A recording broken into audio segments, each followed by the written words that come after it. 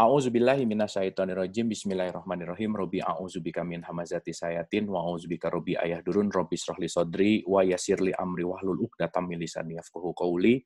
Assalamualaikum warahmatullahi wabarakatuh. Salam sejahtera untuk kita semua, sahabat Dialog Positif, Ibu dan Bapak serta sahabat semua. Alhamdulillah, seperti biasa setiap malam kita sama-sama belajar, setiap malam kita sama-sama mencoba berkumpul untuk sharing energi positif, sharing vibrasi positif, yang mudah-mudahan setiap malam ada sesuatu hal yang bisa kita ambil, bukan hanya sebagai knowledge, tapi juga sebagai kesadaran kita. Jadi alhamdulillah malam hari ini kita kedatangan guru yang luar biasa. Alhamdulillah saya beberapa kali mengikuti kajiannya yang membuat open mind begitu, dan banyak hal yang pasti akan membuat kesadaran kita semakin baik. Oleh karena itu, seperti biasa Ibu dan Bapak, di forum ini semua adalah pembelajar. Jadi di forum ini kita semua sama-sama membuka pikiran, membuka hati, tidak ada guru murid, kita sama-sama saling sharing cahaya, saling sharing kebaikan, yang mudah-mudahan setiap pembelajaran adalah siap menerima sesuatu yang baru, begitu. Jadi ketika kita siap menerima sesuatu yang baru, mudah-mudahan hikmah dan kesadaran akan ditingkatkan oleh Allah. Oleh karena itu, tanpa berpanjang lebar lagi, kita persilahkan untuk Ibu Nur Rofiah untuk menyampaikan materinya. Dipersilahkan, Ibu. Terima kasih, Mas Marlo. Assalamualaikum warahmatullahi wabarakatuh. Waalaikumsalam warahmatullahi. Alhamdulillah, wassalatu wassalamu ala rasulillah, wala hawla wala quwwata illa billah. Bapak Ibu yang saya hormati, saya diminta Mas Marlo untuk sharing tentang keadilan gender Islam. Dan saya memang dalam 1 tahun ini punya inisiatif untuk membuka forum ngaji keadilan gender Islam yang diharapkan bisa diakses oleh siapa saja yang berminat.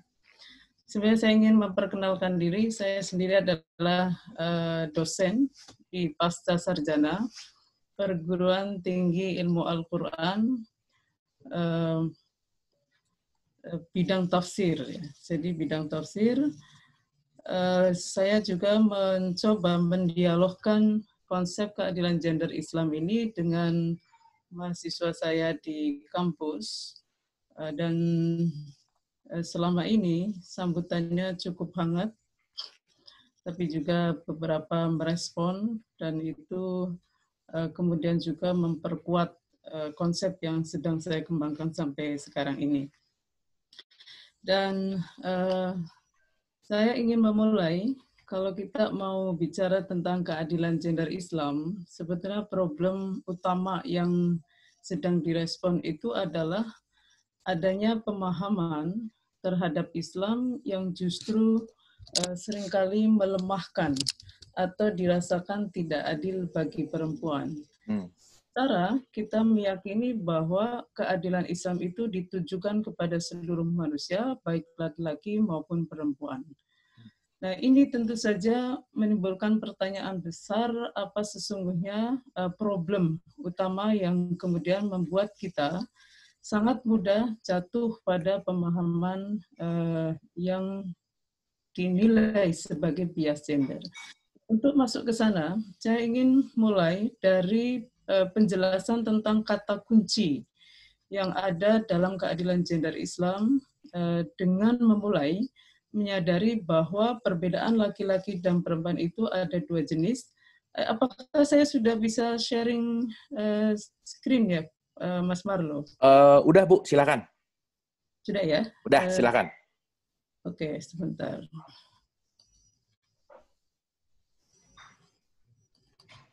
Ya. Oke, good. Kelihatan ya? Kelihatan, jelas. Baik. Jadi ada 2 jenis perbedaan laki-laki dan perempuan yang ini baru muncul sekitar tahun 1950-an. Nah, apa perbedaan jenis kelamin dan gender? Kita mulai dari ada 2 jenis perbedaan laki-laki dan perempuan. Pertama adalah perbedaan secara biologis. Dia terbawa sejak lahir. Karenanya yang menentukan perbedaan tersebut adalah Allah, bersifat takdir, universal, dimanapun perbedaan seperti itu bersifat tetap dari dulu sampai sekarang nanti begitu. Contohnya apa? Perbedaan biologis tentu saja contohnya adalah laki-laki misalnya punya penis, kantong sperma, sperma. Sedangkan perempuan tidak punya semua itu, tapi punya vagina, indung telur, sel telur, dan seterusnya. Perbedaan biologis ini disebut dengan jenis kelamin. Tapi perbedaan laki-laki dan perempuan itu tidak hanya secara biologis, melainkan ada juga perbedaan laki-laki secara sosial, di mana yang menentukan adalah manusia, karena bersifat ikhtiar, ada upaya, bukan takdir, bersifat lokal, kadang perbedaan laki-laki dan perempuan di satu tempat itu berbeda, bahkan bertentangan dengan di tempat lain, dan bisa berubah di tempat yang sama pada masa yang berbeda, di tempat yang berbeda pada masa yang sama, itu bisa berubah dua-duanya. Contohnya apa? Contohnya rambut laki-laki pendek, rambut perempuan panjang. Bahkan kalau pada masa Rasulullah, rambut laki-laki justru panjang. Inilah perbedaan sosial sehingga memang terus berubah. Bahkan bisa bertukar ya, seperti laki-laki celana panjang, perempuan rok, sementara di Skotlandia katanya seragam siswa SMA justru rok. Perempuan, laki-laki tertawanya ngakak, perempuan kalem, laki-laki berani, perempuan pemalu. Semua ini adalah konstruk sosial. Bahkan perbedaan laki-laki dan perempuan itu sudah dimulai sejak dini. Misalnya jenis mainan anak laki-laki dengan anak perempuan itu apa, itu adalah bagian dari konstruk sosial. Misalnya perempuan adalah masak-masakan dan boneka, sementara laki-laki senjata, kemudian kendaraan, dan lain sebagainya. Dan itu bisa berpengaruh pada masa dewasa. Misalnya laki-laki dipandang dalam beberapa masyarakat itu tidak pantas berada di dapur, karena dapur adalah ruangnya perempuan, dan itu sudah dikonstruk sejak kecil dari mainan anak-anak itu. Nah, perbedaan secara sosial ini yang disebut dengan gender. Jadi, isu ketidakadilan, kalau dalam keadilan gender Islam ini ya, isu ketidakadilan itu letaknya adalah di gender ini. Mengapa? Karena perbedaan secara biologis itu ditentukan oleh Tuhan dan Tuhan Maha Adil. Maka kondisi tersebut adalah sesuatu yang adil. Tetapi pada gender, membedakan laki-laki dan perempuan, di sini tidak selalu adil. Mengapa? Karena tidak satupun manusia itu maha adil. Maka cara memperlakukan laki-laki dan perempuan secara berbeda itu bisa adil, bisa juga tidak adil. Nah, dalam wacana Islam, kita juga misalnya konteks Al-Quran ya. Al-Quran itu dari Allah pasti maha adil. Tetapi cara kita memahami Al-Quran itu adalah dari manusia. Ini yang disebut dengan tafsir. Maka tafsir manusia atas Al-Quran itu bisa adil, bisa juga tidak, karena tidak satupun maha adil. Jadi perbedaan biologis antara laki-laki dan perempuan itu ditentukan oleh Tuhan, tapi menilainya, kemudian menggunakannya dengan cara tertentu, itu sudah konstruk sosial, manusia yang menentukannya. Jadi ada jenis kelamin, ada gender, dan isu ketidakadilan itu ada di level gender. Kalau di dalam konteks tafsir itu ada Al-Quran, ada tafsir, dan ketidakadilan itu ada di wilayah tafsir. Nah, mari kita lihat sejauh mana laki-laki dan perempuan itu punya perbedaan secara biologis. Saya kira saya melihat ya pesertanya sudah dewasa semua, mungkin sudah mengalami tapi belum tentu menyadari. Apalagi dari perbedaan antara laki-laki dan perempuan. Jadi perbedaan biologis laki-laki dan perempuan yang ditentukan oleh Allah itu sebetulnya ada banyak unsur ya, tetapi yang paling menonjol itu adalah perbedaan sistem reproduksi. Nah, sistem reproduksi ini berbeda sekali antara laki-laki dan perempuan, baik dari segi organ unsur, fungsi, massa, maupun dampak. Jadi organ laki-laki, unsur reproduksinya adalah penis, kantong sperma, sperma. Vagina, perempuan itu punya semua padanannya, yaitu vagina, indung telur, dan sel telur. Nah, ada dua organ atau unsur yang dimiliki oleh perempuan tapi tidak dimiliki oleh laki-laki adalah rahim dan hormon prolaktin. Karenanya hormon prolaktin ini membuat payudara laki-laki tidak berkembang dan tidak memproduksi perempuan demikian. Nah, kita bisa melihat bahwa organ dan unsur reproduksi perempuan itu lebih banyak daripada laki-laki, karenanya fungsinya pun menjadi lebih kompleks. Laki-laki itu hanya mimpi basah dan hubungan seksual, berlangsung dalam durasi menitan, dan secara umum memberi efek biologis nikmat.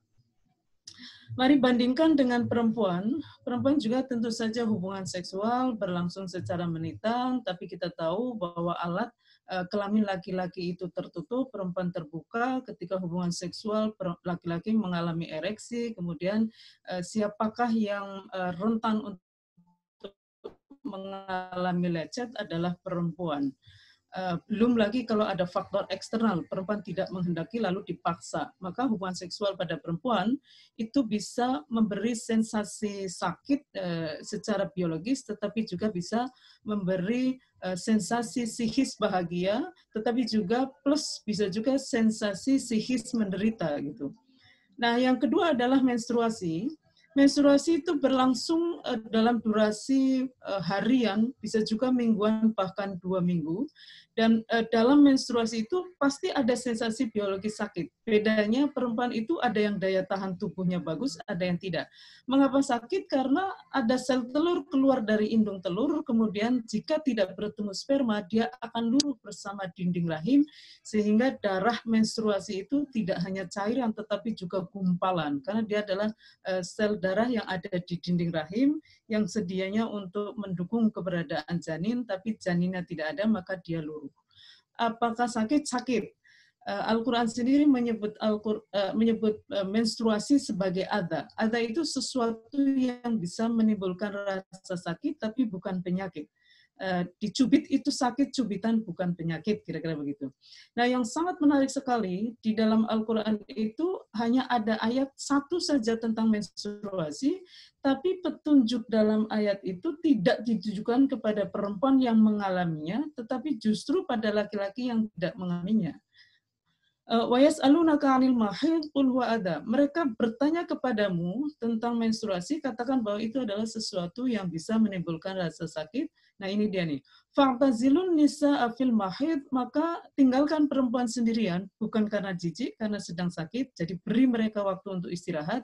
Wala taqrabuhunna hatta yatuhun, dan jangan dekati mereka untuk berhubungan seksual, juga bukan karena jijik, tetapi karena sedang sakit. Nah, menyebut ada ini, sebetulnya Islam sedang mengajarkan, terutama pada laki-laki, untuk melihat perempuan yang sedang menstruasi itu bukan dengan pandangan yang merendahkan. Sebab di banyak sekali masyarakat itu ada tabu menstruasi. Jadi melihat perempuan yang sedang menstruasi sebagai makhluk sial, bahkan bisa menyebabkan kesialan gitu. Maka ada tradisi yang mengusir perempuan dari tempat tinggal, bahkan diberi tanda ya, matanya, bibirnya. Ini sejarah make up itu kan ada hubungannya dengan tabu menstruasi. Jadi diberi tanda mengapa? Supaya orang lain hati-hati, sebab pandangan mata perempuan yang menstruasi diyakini membawa petaka. Jadi tentu saja ada rasa senangnya, karena itu berarti tubuhnya sehat. Yang ketiga ada hamil. Hamil itu tidak lagi mingguan, tapi bulanan, bisa sampai 9 bulan. Apakah sakit? Tentu saja.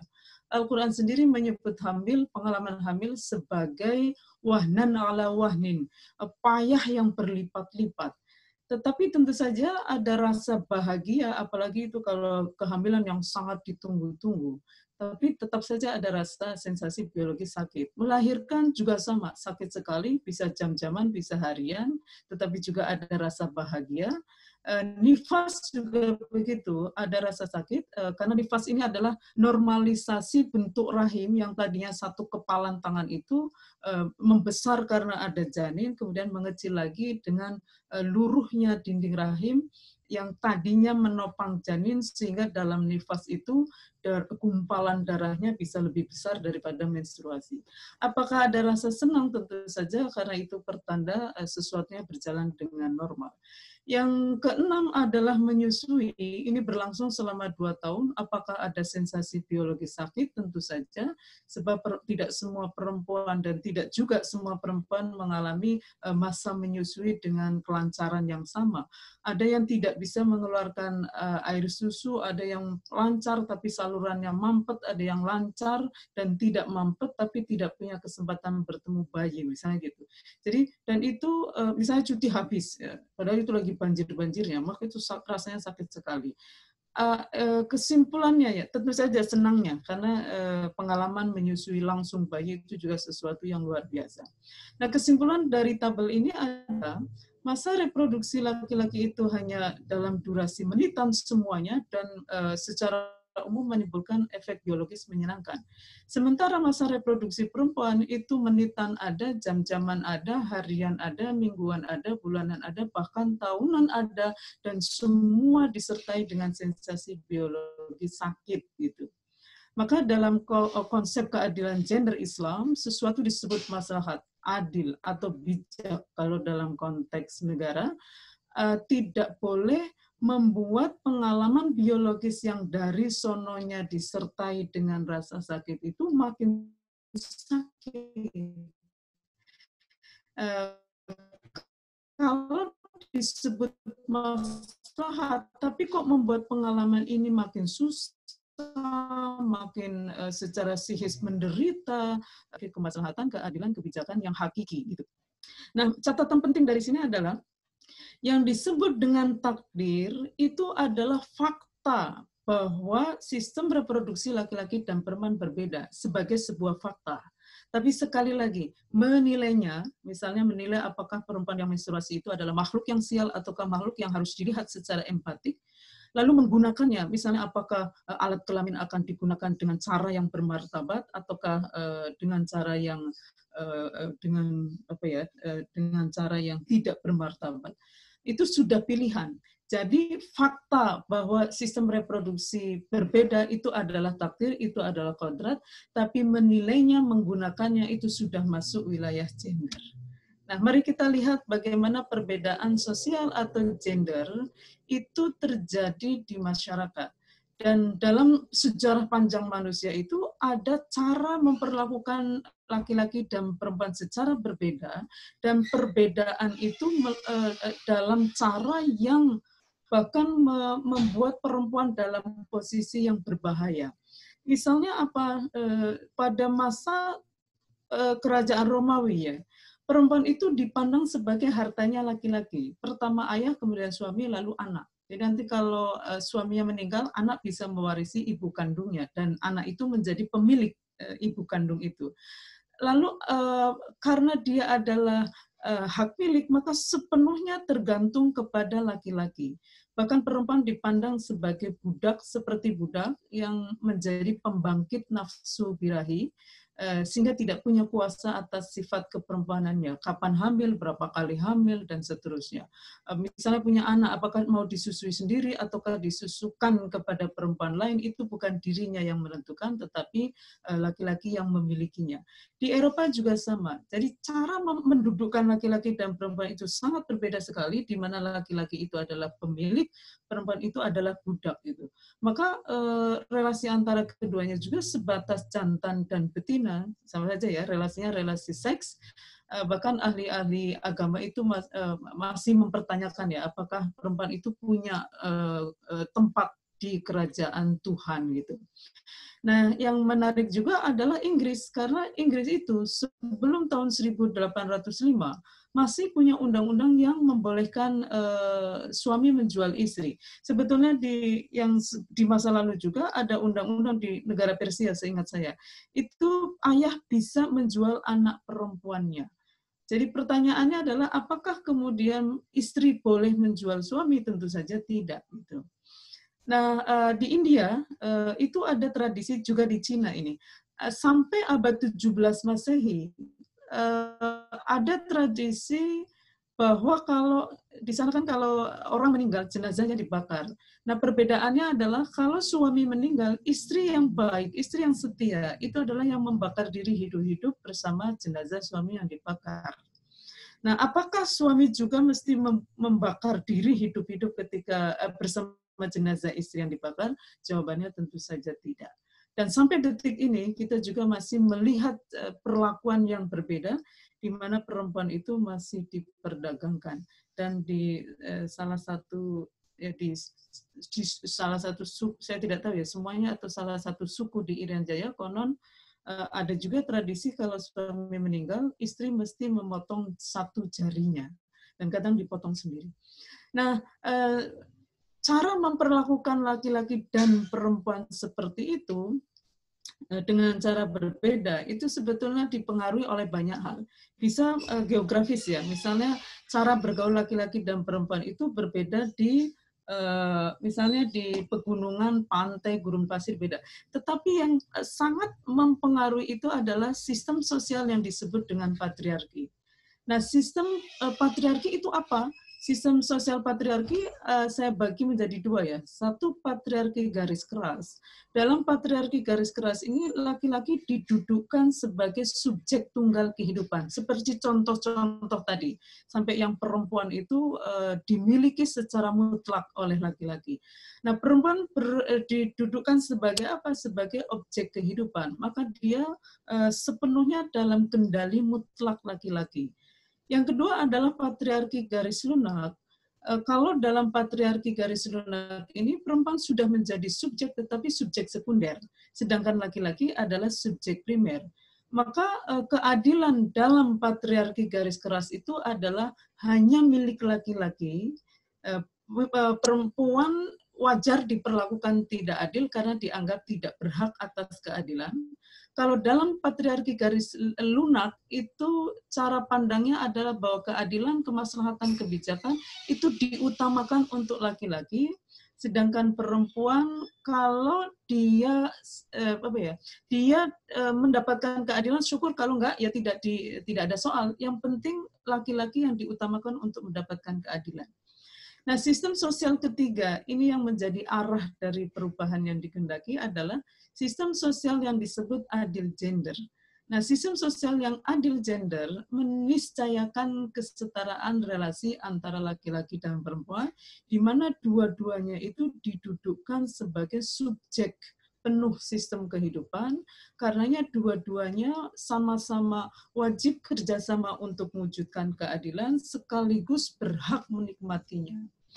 Nah, sistem sosial patriarki, baik garis keras maupun garis lunak, di mana posisi perempuan itu dipandang tidak berhak atau tidak diutamakan untuk memperoleh keadilan, itu kemudian membuat perempuan berada dalam posisi sangat rentan untuk mengalami ketidakadilan hanya karena menjadi perempuan. Jadi perempuan secara kolektif mengalami ketidakadilan yang diidentifikasi dalam 5 bentuk. Satu adalah stigmatisasi. Stigmatisasi ini adalah prasangka buruk kepada perempuan, misalnya dengan berpikir atau memandang perempuan adalah sumber fitnah, sehingga semua persoalan dalam sistem kehidupan, mau di keluarga, mau di masyarakat, maupun di negara, bahkan dunia, semua persoalan itu gara-garanya adalah perempuan. Mungkin Bapak Ibu di Indonesia tidak tersebar informasi ini ya, tapi di negara lain itu sempat tersebar. Mengapa pandemi COVID-19 ini menyebar di seluruh dunia? Ada itu yang berpikir bahwa ini gara-gara perempuan itu tidak taat pada agama, tidak menutup jilbab, tidak bla bla bla. Jadi perempuan yang salah. Di level dunia juga ada pikiran seperti itu. Kemudian dalam level negara, misalnya kenapa di negara ini banyak korupsi? Karena istri sih suka belanja. Jadi tanpa dilihat apakah suami yang melakukan korupsi itu menyerahkan semua hasil korupsinya kepada istri sendiri, ataukah membelanjakan sendiri atau membelanjakan dengan selain istrinya. Jadi selalu kalau ada masalah pasti perempuan yang salah. Bahkan ketika perempuan itu menjadi korban kejahatan laki-laki, misalnya diperkosa, maka cara pandang buruk pada perempuan seperti ini akan spontan membuat kita mengatakan ini pasti karena bajunya perempuan nih, karena ini. Jadi seakan-akan laki-laki itu berhak melakukannya. Bahkan di kalangan Muslim itu pernah muncul satu pandangan bahwa perempuan yang tidak pakai baju syar'i itu minta diperkosa gitu. Dan ini jelas bertentangan, juga tidak benar, bertentangan juga dengan ada yang mengatakan boleh diperkosa. Itu bertentangan sekali dengan ajaran Islam, karena di dalam Islam itu jangankan sebut saja tidak pakai jilbab, bahkan telanjang pun itu tidak menjadikan perempuan halal bagi laki-laki yang melihatnya. Yang kedua adalah marginalisasi. Marginalisasi itu peminggiran, jadi perempuan itu tidak dilibatkan dalam keputusan penting. Jadi peminggiran itu bisa secara aktif, perempuan di tengah lalu dipinggirkan, atau di pinggir tidak diajak ke tengah. Misalnya apa? Misalnya memaksa perempuan untuk menikah karena dia menjadi anak perempuan. Nah, memaksa menikah itu artinya adalah perempuan tidak diajak memutuskan siapakah yang akan menggunakan tubuh untuk kenikmatan seksual, dan dia juga tidak dimintai izin siapakah yang akan menggunakan rahim untuk anaknya, untuk bayinya, dan tidak dimintai izin siapakah yang akan menggunakan vagina untuk melahirkan anaknya, menggunakan payudara untuk menyusui anaknya. Nah, kadang-kadang perempuan itu bisa mengalami marginalisasi berlapis-lapis sepanjang hidupnya. Misalnya tadi ya, dipaksa nikah, kemudian dia menerima kenyataan bahwa tidak bisa keluar dari perkawinan. Lalu suaminya bosan, dia mencerai secara sepihak. Atau suaminya bosan, kemudian menikah lagi dengan perempuan lain tanpa memberitahu, apalagi minta izin pada istrinya. Artinya istri ini benar-benar menjadi objek gitu di dalam perkawinan.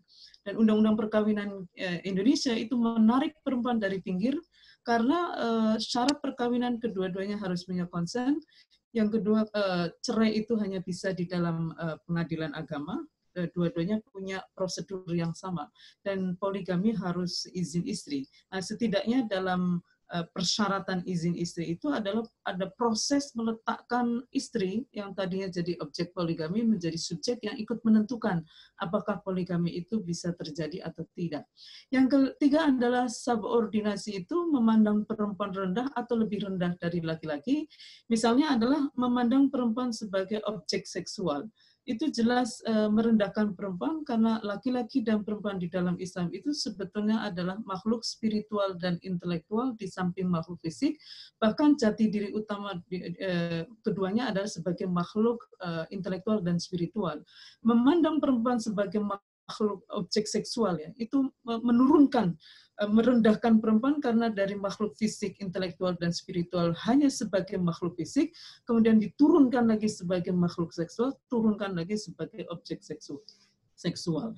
Yang keempat adalah kekerasan, bisa verbal, karena perempuan kemudian merasa boleh digoda dan dilecehkan, seperti catcalling itu yang pelecehan di pinggir jalan itu.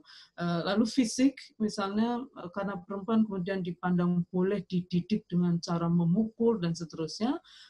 Lalu psikis diduakan, intelektual dihalangi aksesnya untuk mendapatkan pengetahuan, finansial dihalangi aksesnya untuk bisa bekerja misalnya, seksual dipaksa untuk melakukan hubungan seksual, spiritual tidak diberi ruang untuk mengasah spiritualitasnya, dan seterusnya. Yang kelima adalah beban ganda.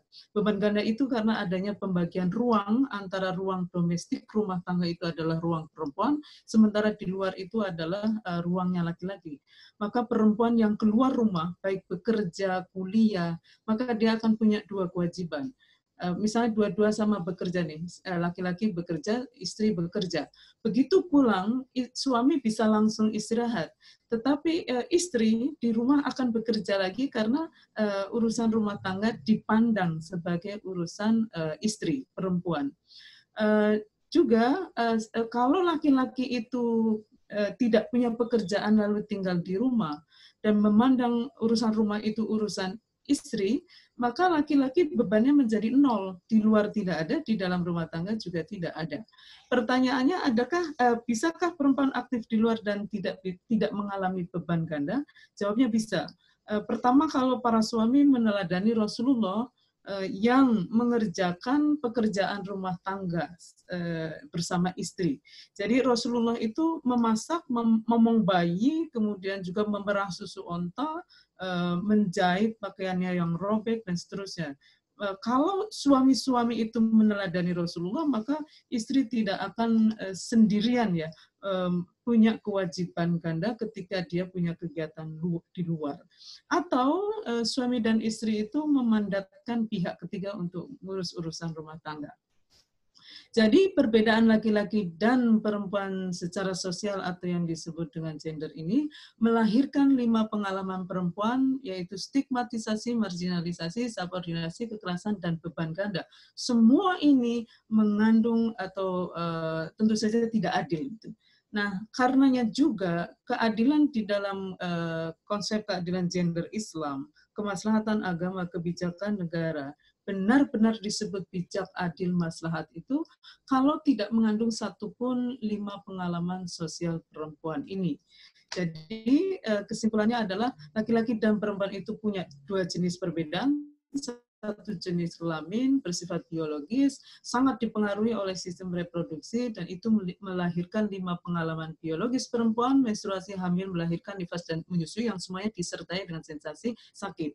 Yang kedua adalah gender, bersifat sosial, terutama disebabkan oleh sistem patriarki, dan itu melahirkan 5 pengalaman sosial perempuan yang tidak adil, yaitu stigmatisasi dan seterusnya. Karena itu yang disebut maslahat itu hanya kalau tidak membuat pengalaman biologis makin sakit dan tidak membuat satupun pengalaman sosial perempuan yang tidak adil ini terjadi. Nah, ada yang disebut konsep keadilan hakiki. Yang tadi ya saya katakan bahwa yang disebut adil itu adalah hanya kalau tidak menyebabkan pengalaman biologis perempuan makin sakit dan tidak menyebabkan perempuan mengalami satupun pengalaman sosialnya. Nah, keadilan hakiki, kami menyebutnya seperti itu, ini sebetulnya lahir dari situasi di mana yang disebut adil, bijak, maslahat itu ada kecenderungan menjadikan pihak yang lebih kuat sebagai standar untuk merumuskan keadilan bagi pihak yang lemah dalam sebuah relasi. Misalnya menjadikan kelompok mayoritas sebagai standar keadilan untuk minoritas, non-difabel untuk difabel, dan dewasa untuk anak-anak. Dalam relasi gender tentu saja adalah dengan menjadikan laki-laki sebagai standar kemaslahatan keadilan bagi perempuan. Karena pihak yang kuat itu dijadikan standar, maka kondisi khas dari pihak yang lebih lemah menjadi tidak terakomodir dan tidak dipertimbangkan dalam apa yang disebut sebagai sebuah keadilan.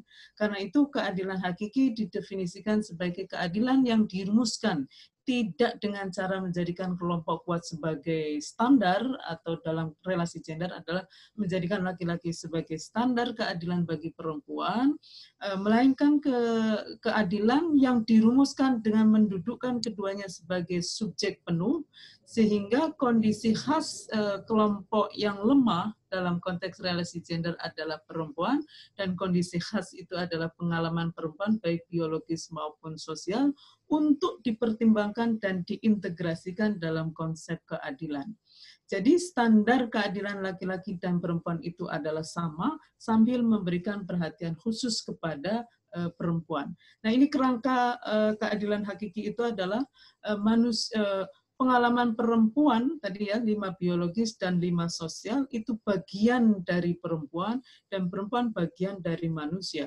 Maka pengalaman perempuan itu bagian dari pengalaman kemanusiaan yang mestinya difikirkan bersama oleh laki-laki dan perempuan sebagai manusia.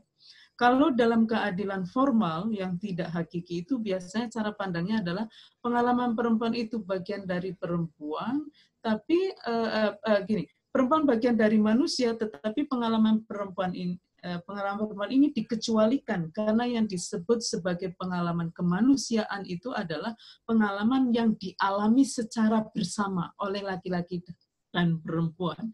Dalam keadilan hakiki, pengalaman kemanusiaan tidak terbatas pada pengalaman yang dialami bersama oleh laki-laki dan perempuan, tetapi juga termasuk pengalaman yang hanya dialami oleh perempuan.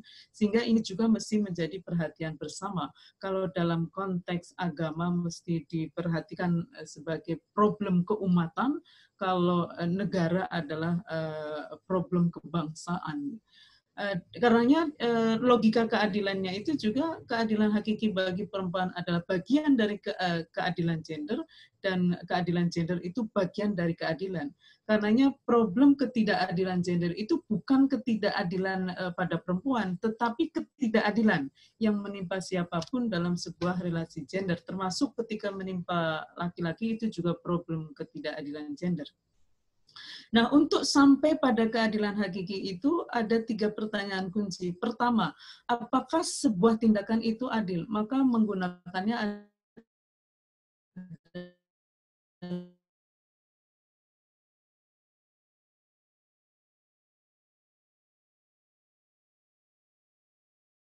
adil itu adil juga bagi perempuan. Nah, ini menggunakan analisis gender. Misalnya dilihat apakah perempuan juga punya akses yang sama, apakah perempuan juga bisa berpartisipasi sama dengan laki-laki, apakah perempuan itu bisa ikut ikut mengontrol, ya, dia punya akses untuk mengontrol. Dan yang keempat adalah apakah perempuan juga seperti laki-laki bisa mendapatkan manfaat dari sesuatu yang disebut dengan adil itu. Jadi analisis gender itu paling tidak 4 itu.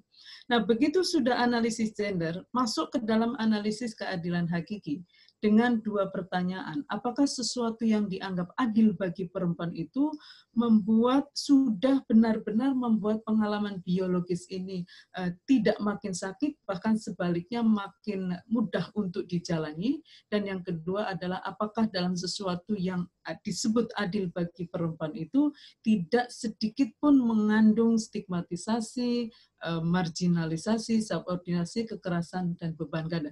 Ini semacam kayak pendalaman lagi dari analisis yang agak umum. Nah, inilah yang disebut sebagai lensa keadilan hakiki, di mana pengalaman perempuan itu menjadi sangat kunci sekali, sehingga dalam melihat kemaslahatan agama, kebijakan negara, kearifan masyarakat itu selalu dianalisis sampai ke sini. Apakah sesuatu yang maslahat bijak dan arif itu membuat, ya, pengalaman biologis menjadi lebih mudah dijalani, dan pengalaman sosial dicegah atau dihapuskan, diselamatkan perempuan dari salah satu atau lebih pengalaman sosialnya. Baik, nah saya mau menjelaskan ini juga sangat kunci sekali.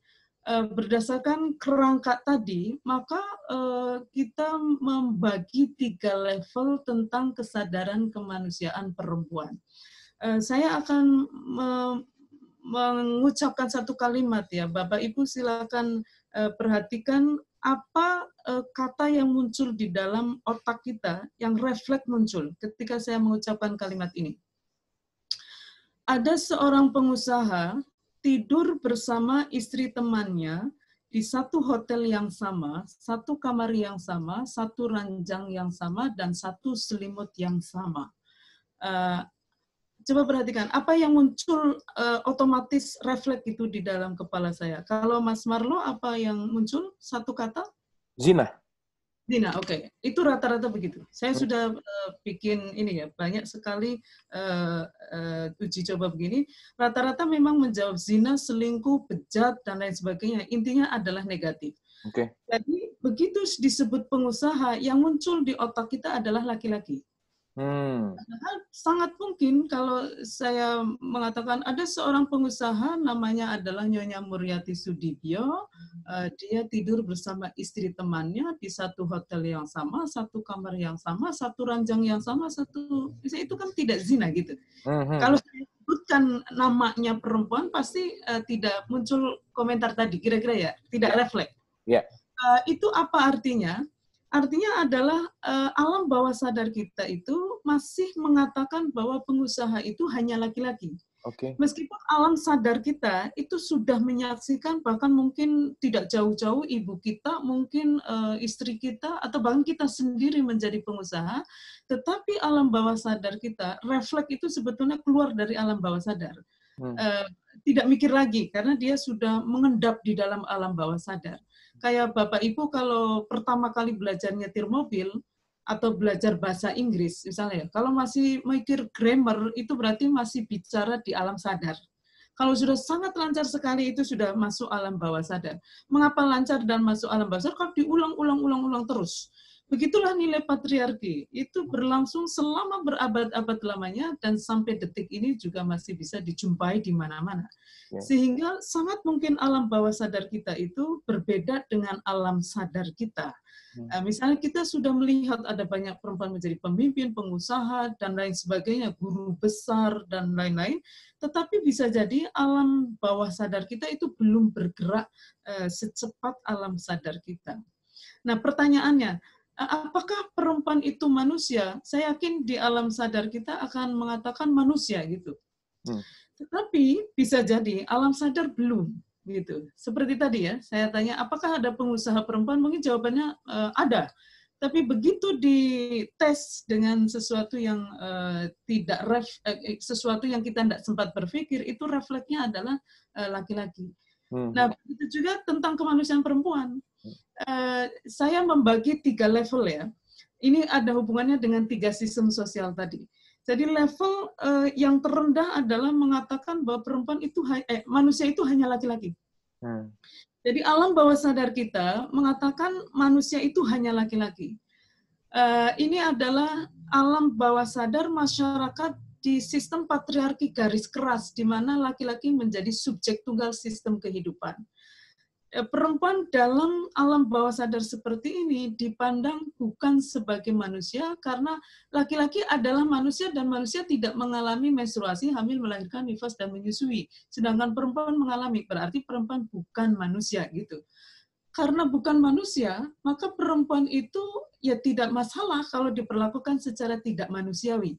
Gitu. Alam bawah sadarnya mengatakan seperti ini, sehingga tindakannya juga sangat tidak manusiawi, misalnya menjadikan perempuan sebagai menjual, kemudian memperkosa dan sebagainya. Itu kan refleksi dari cara pandang bahwa perempuan itu bukan manusia. Nah, dalam alam bawah sadar terendah ini, tentu saja siapapun ya, kalau misalnya kita orang beragama, tapi alam bawah sadar kita mengatakan hanya laki-laki, maka kita hanya akan berpikir secara refleks, kemaslahatan itu hanya untuk laki-laki. Dan perempuan tidak masalah kalau diperlakukan dengan cara yang tidak baik gitu, secara agama. Kalau kita sebagai pejabat, kemudian alam bawah sadar kita adalah seperti ini, maka dalam menyusun kebijakan, ini tidak harus disadari ya, di alam bawah sadar kan refleks. Dalam membuat kebijakan, ya yang penting bijak bagi laki-laki, bahwa bagi perempuan itu tidak bijak, ya tidak masalah, karena itu bukan urusan mereka. Nah, alam bawah sadar seperti ini, itu ada jejaknya dalam bahasa. Misalnya kata man ya, man itu kan laki-laki, tetapi man itu bisa berarti manusia dalam bahasa Inggris. Maka ini menunjukkan bahwa masyarakat pengguna bahasa Inggris itu berabad-abad lamanya memandang bahwa manusia itu identik dengan laki-laki, gitu. Nah, dalam bahasa Arab juga terjadi atau ditemukan kata yang sama, yaitu kata rojulun. Rojulun itu artinya laki-laki, tetapi rojulun juga bisa berarti orang. Jadi masyarakat pengguna bahasa Arab juga selama berabad-abad berpikir bahwa orang itu identik dengan laki-laki. Coba bisa dibayangkan ya, betapa kesadaran ini sangat mungkin bisa terbawa sampai hari ini. Nah, level yang menengah sekarang. Level menengah itu sudah memandang perempuan sebagai manusia, tetapi standar kemanusiaannya adalah laki-laki. Maka perempuan adalah manusia kecuali pengalaman perempuannya, baik pengalaman biologis maupun pengalaman sosial. Jadi yang disebut manusia itu adalah sesuatu yang dialami bersama oleh laki-laki dan perempuan. Sementara yang hanya dialami oleh perempuan itu bukan manusia, bukan pengalaman kemanusiaan. misalnya gini, tingginya kematian ibu akibat melahirkan, hanya ibu, hanya perempuan, maka dalam kesadaran menengah itu tingginya angka kematian ibu tidak dipandang sebagai problem kemanusiaan, lalu dipandang sebagai apa? Problem keperempuanan. Dan itu juga ada cara berpikir begini, kalau itu problem keperempuanan, maka selesaikan sendiri oleh sesama perempuan. Karena itu bukan problem bersama. Kalau bersama harus pengalaman yang sama antara laki-laki dan perempuan. Nah, dalam tentu saja ini merefleksikan cara berpikir sistem patriarki garis lunak yang meletakkan laki-laki sebagai subjek primer dan perempuan sebagai subjek sekunder kehidupan. Karenanya dalam kesadaran seperti ini, keadilan, kemaslahatan, dan kebijakan itu diutamakan untuk laki-laki. Perempuan kalau tidak bersuara, dia akan kecenderungannya adalah diabaikan. Nah, dalam kesadaran menengah ini juga ada pola berpikir apa yang baik untuk laki-laki pasti baik untuk perempuan, bijak untuk laki-laki pasti bijak buat perempuan. Padahal pengalaman perempuan baik biologis maupun sosial menyebabkan apa yang baik belum tentu bagi laki-laki belum tentu baik buat perempuan.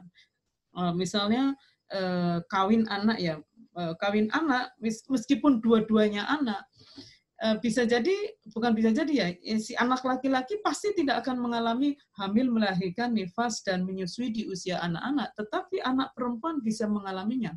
Apalagi kalau kawin anak itu laki-lakinya dewasa, perempuannya anak-anak, pasti perkawinan itu memberi dampak yang berbeda sekali. Bagi laki-laki itu bisa jadi adalah baik, buat perempuan bahaya. Tetapi dalam cara pandang level menengah ini, karena kebaikan itu diutamakan untuk laki-laki, maka peristiwa itu dipandang sebagai sebuah kebaikan. Kalau dalam perspektif kalau dalam perspektif keadilan hakiki perempuan, sebuah tindakan itu hanya disebut maslahat benar-benar baik kalau dia memberi kebaikan pada salah satu pihak, pada kedua belah pihak, yaitu laki-laki dan perempuan. Kalau tindakan itu memberi kebaikan pada laki-laki tetapi tidak memberikan kebaikan pada perempuan, maka ini secara hakiki tidak bisa disebut sebagai tindakan yang baik. Ya. Baik, level yang tertinggi. Level yang tertinggi itu adalah alam bawah sadar yang memandang laki-laki dan perempuan sama-sama manusia, standar kemanusiaannya sama, sambil memberi perhatian khusus pada pengalaman perempuan, baik biologis, untuk secara sengaja ya. Jadi yang disebut kemaslahatan di sini, karena dua-duanya menjadi subjek penuh sistem kehidupan, maka pengalaman perempuan, pengalaman kemanusiaan perempuan itu difahami, dihayati sebagai pengalaman kemanusiaan dan menjadi tanggung jawab bersama. Karenanya dalam kesadaran tertinggi ini pengalaman perempuan ya secara biologis itu, kalau kita mau merumuskan kemaslahatan, kebijakan, dan keadilan, itu secara sengaja mempertimbangkan apakah rumusan keadilan kemaslahatan itu sudah meringankan beban biologis perempuan, 5 pengalaman biologis itu, dan secara sengaja mencegah perempuan dari mengalami salah satu, apalagi lebih, ketidakadilan gender yang menjadi pengalaman sosialnya. Tidak hanya mencegah, bahkan kalau kondisi realnya adalah mereka mengalami, maka yang disebut keadilan dan kemaslahan itu secara sengaja membuat perempuan dapat diselamatkan dari salah satu atau lebih pengalaman perempuannya, pengalaman sosialnya. Nah, inilah gambaran ya, gambaran 3 model sistem sosial itu, di mana realitas yang pertama, realitas ini adalah menunjukkan ketidakadilan gender, dan ini contoh atau gambaran dari sistem patriarki garis keras, di mana laki-laki menjadi subjek tunggal sistem kehidupan, sehingga laki-laki itu seringkali mendapatkan fasilitas melampaui kebutuhannya. Misalnya nanti di dalam sejarah Islam ya, tidak hanya di Jazirah Arab ya, tapi di hampir seluruh belahan dunia itu dalam sistem patriarki garis keras itu laki-laki bisa punya istri dalam jumlah tak terbatas, plus budak perempuan, dan semuanya bisa disetubuhi. Jadi mendapatkan fasilitas jauh melampaui kebutuhannya. Sementara perempuan itu sebaliknya, dia tertinggal dan tidak terjangkau, tidak terfikirkan dalam konsep keadilan. Misalnya posisi perempuan dalam sistem patriarki garis keras itu adalah perempuan itu tidak boleh berhubungan seksual kecuali dengan suaminya. Bahkan ketika dia punya budak laki-laki, dia tetap secara sosial tidak diperkenankan untuk berhubungan seksual. Jadi akses perempuan untuk hubungan seksual hanyalah suami, sementara suaminya dalam kondisi sangat kenyang secara seksual. Baik, yang kedua adalah kalau kita berpikir tentang keadilan itu menjadikan laki-laki sebagai standar, maka pengalaman perempuan menjadi tidak dipertimbangkan. Kalau tidak dipertimbangkan, lalu berasumsi bahwa standarnya adalah laki-laki, mungkin kita memperoleh keadilan, kemaslahatan, kebijakan, tapi kita hanya menyebutnya sebagai keadilan formal, legal, tekstual, atau prosedural.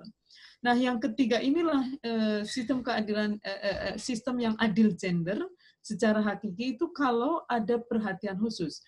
Jadi fasilitasnya sama antara laki-laki dan perempuan yang memerlukan. Jadi fasilitas itu tergantung kepada kebutuhannya. Laki-laki dewasa tidak memerlukan, dia tidak perlu diberi fasilitas. Sementara anak laki-laki perlu diberi fasilitas, perempuan juga perlu diberi fasilitas, tetapi perempuan mesti dipertimbangkan kebutuhan khususnya juga. Yang penting adalah ketiga-tiganya, ya kedua-duanya, laki-laki dan perempuan itu bisa mengakses keadilan itu sendiri. Jadi perlakuan sangat mungkin justru harus berbeda supaya sama-sama bisa menikmati keadilan secara hakiki. Nah, dari sini biasanya ada pertanyaan, jadi perempuan itu mau diperlakukan sama atau berbeda? Jawabannya adalah diperlakukan sama dalam pengalaman yang sama dan diperlakukan berbeda dalam pengalaman yang berbeda, tapi perbedaan perlakuan itu bukan dalam semangat mendiskriminasi, merendahkan seperti ada dalam gambar pertama, melainkan semangat memberi perhatian khusus seperti pada gambar ketiga. Nah, saya mau masuk kepada tema tentang Islamnya. Jadi bagaimana sejarah Islam itu datang? Oke, jadi Islam itu datang pada abad ke-7 Masehi, di mana pada abad 17 Masehi saja tradisi sakti itu masih ada, meminta perempuan mengubur hidup-hidup. Dan pada abad 19 di Inggris itu perempuan masih boleh dijual oleh suaminya. Nah, ini adalah abad 7 Masehi, maka di belakang sekali. Tetapi menarik karena apa yang dilakukan oleh Islam itu sangat revolusioner berkaitan dengan kedudukan perempuan. Apa itu? Jadi Islam datang dalam kondisi di mana laki-laki dan perempuan juga diperlakukan secara berbeda dan perempuan itu diperlakukan seperti benda. Maka di dalam ketika Islam datang ya di Jazirah Arabia itu ada pertanyaan, apakah perempuan itu manusia? Halo? Iya. Masih bisa ya? Oke, Ibu, aman. Sorry, saya mau sharing lagi screen. Ya. Cuma saya kok tidak bisa melihat ini ya. Apa, Bu? Tidak bisa melihat tombol untuk sharing. Ada di bawah biasanya, Bu. Ibu keluar dulu dari kayaknya kepencet ini deh, kepencet full screen. Oh, kepencet full screen. Full screen-nya dikecilin dulu. Apakah perempuan itu manusia atau bukan? Yang kedua, apakah perempuan itu bisa bisa beribadah? Itu juga ada pertanyaan seperti itu. Lalu apakah kalau perempuan beribadah itu bisa dapat pahala? Lalu apakah perempuan bisa masuk surga? Intinya adalah perempuan diragukan kemanusiaannya. Sehingga tradisi memperlakukan perempuan seperti benda juga ditemukan di Jazirah Arabia. Tapi sekali lagi itu tidak hanya di Jazirah Arabia, melainkan di berbagai belahan dunia. Misalnya perempuan dikubur hidup-hidup ketika lahir. Bayi perempuan itu lazim dikubur hidup-hidup oleh masyarakat, itu tidak apa-apa.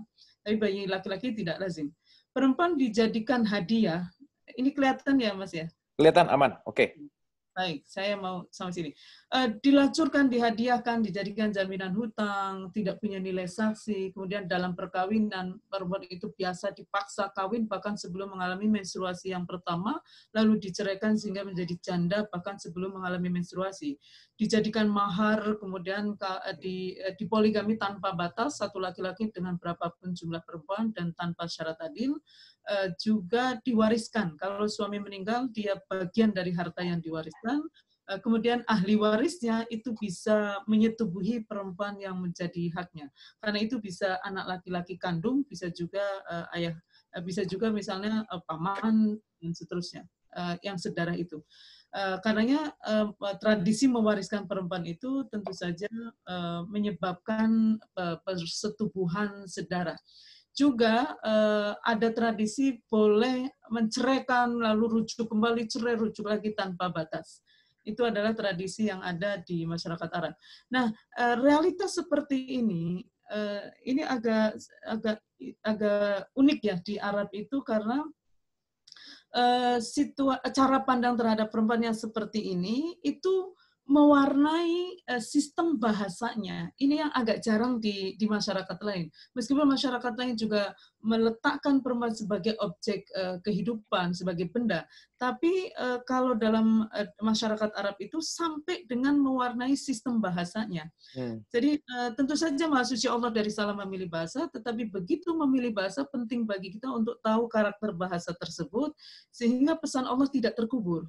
Nah, ini saya sendiri menyadari sudah bukan sejak kecil ya, saya belajar bahasa Arab sejak dini, tetapi menyadari ada relasi gender yang begitu kuat dalam bahasa Arab ini setelah selesai program S3 itu. Saya membacanya dari tulisan Nasr Hamid Abu Zaid. Jadi setiap bahasa itu punya pandangan dunia, lalu ini direfleksikan dalam faktor apa yang sangat kunci di dalam bahasa itu. Misalnya dalam bahasa Jawa itu adalah kelas sosial. Maka orang Jawa itu kalau bicara, dia secara otomatis nomor satu adalah bicara tentang orang yang di atas sesuatu atau orang di atas dia sama dengan dia atau di bawah dia. Dia akan secara otomatis nanti memilih kata.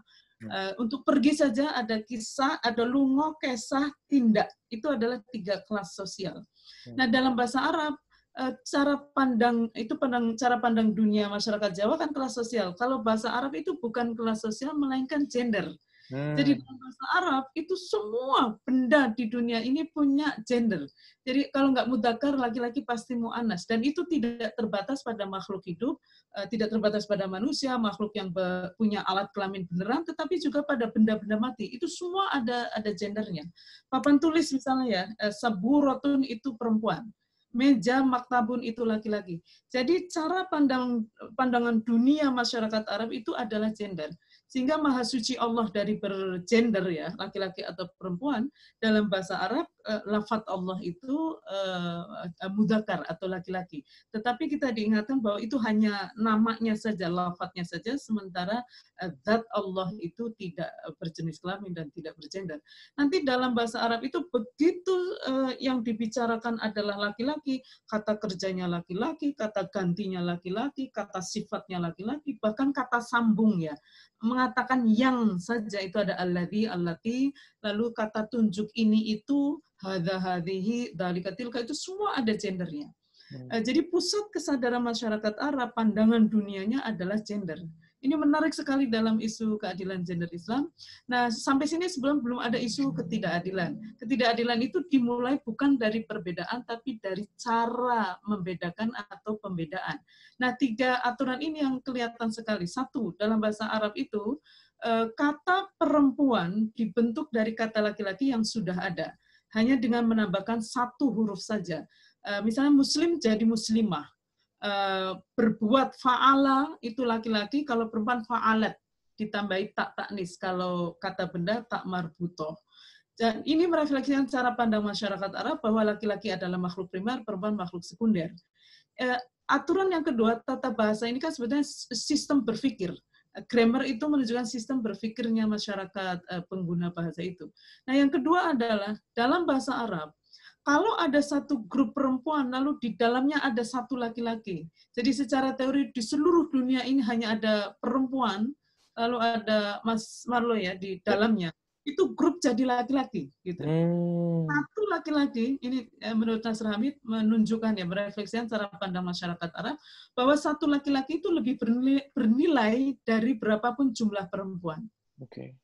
Ini sebenarnya tidak hanya masyarakat Arab nih, masyarakat patriarki semuanya begini, hanya dalam bahasa Arab itu masyarakat Arab melestarikannya di dalam sistem bahasa.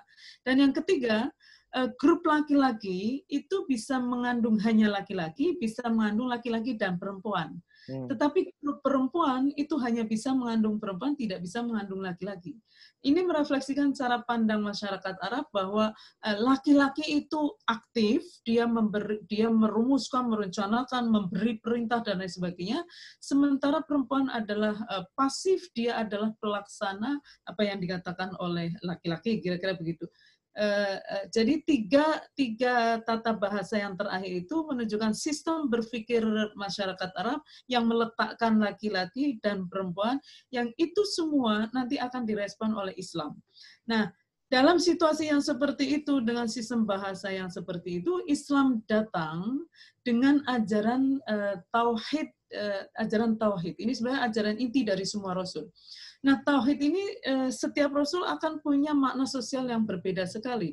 Karena tauhid itu artinya adalah Tuhan itu satu, esa, maka kita tidak boleh menuhankan selain Allah dan tidak boleh juga menuhankan Allah sambil menuhankan lainnya.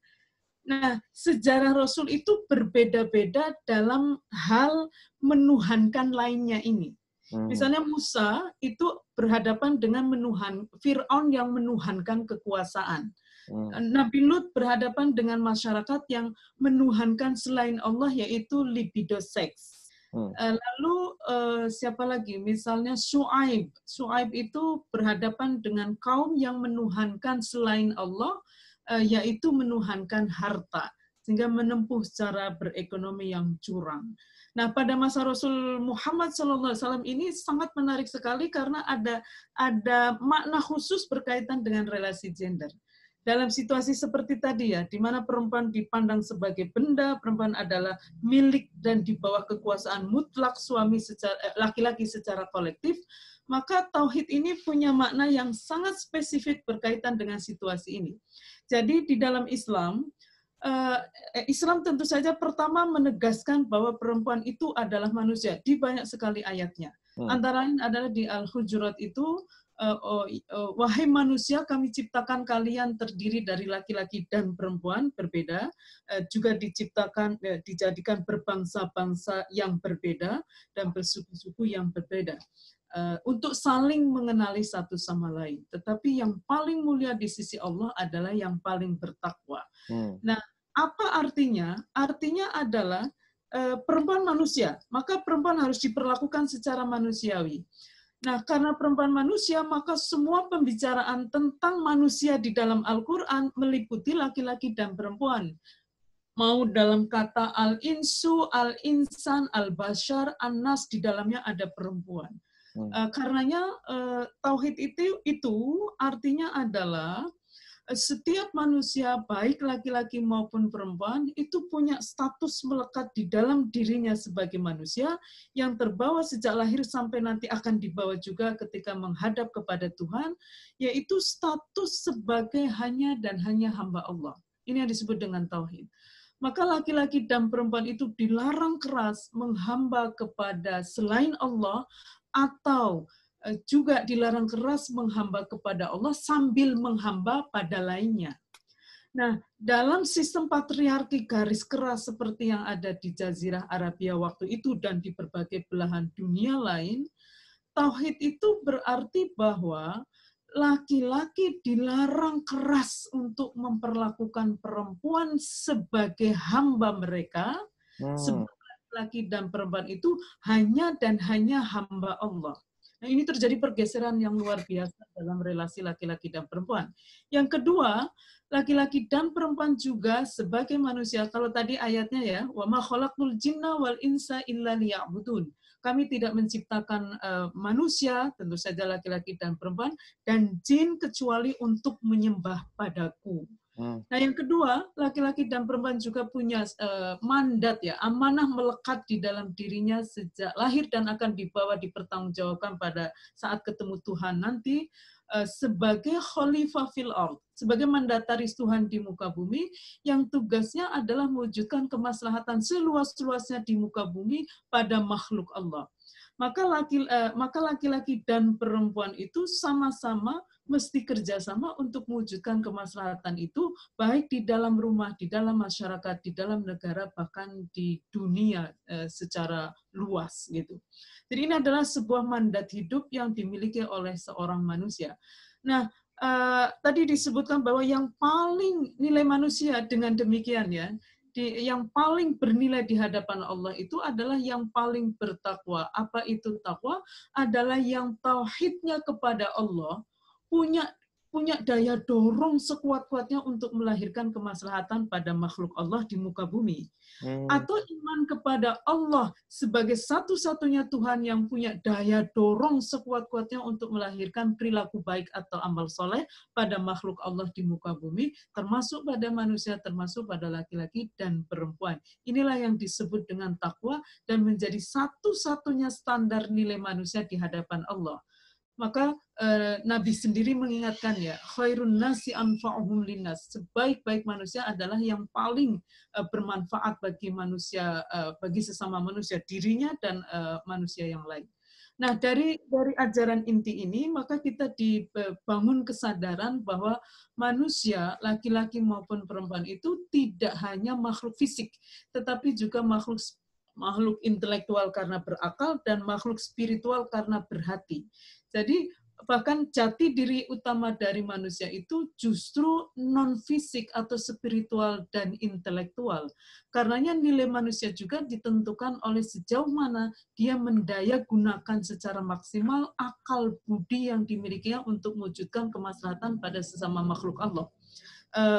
Sampai sini kita kemudian nanti akan ada cara pandang yang berbeda sekali terhadap manusia, bahwa manusia itu ini mengkritik keras ya kepada sistem patriarki yang melihat laki-laki hanya sebagai makhluk ekonomi, sehingga kemanusiaan laki-laki itu ditentukan oleh sebanyak apa dia punya harta. Ada uang abang disayang, tidak ada uang abang ditendang. Kalau perempuan bukan sebagai makhluk ekonomi, tapi sebagai makhluk seksual.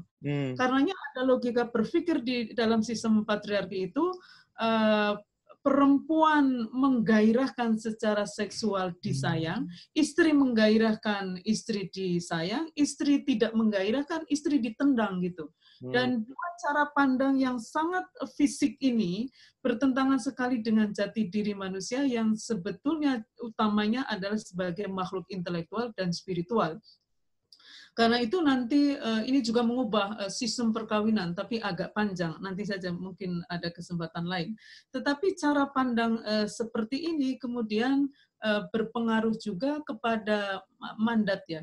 Jadi apa sih mandat laki-laki dan perempuan sebagai manusia adalah bagaimana keduanya bisa kerjasama mengasah sikap benar-benar hanya menuhankan Allah, tidak sambil menuhankan lainnya, sehingga bisa memberi kemaslahatan seluas-luasnya di muka bumi.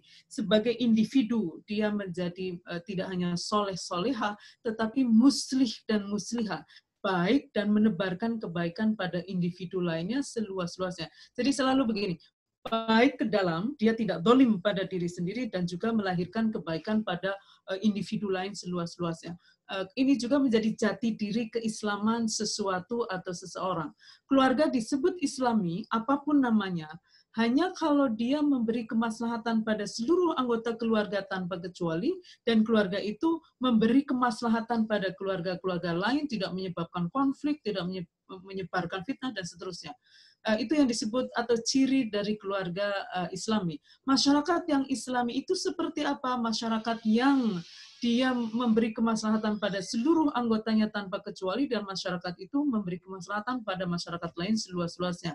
Negara Islam itu negara yang seperti apa?